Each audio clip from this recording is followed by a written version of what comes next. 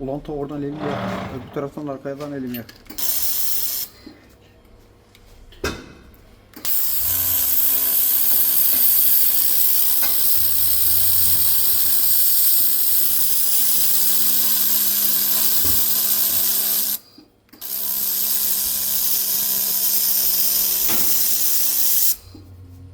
Turu tamamlamışız. Bitti. Süper.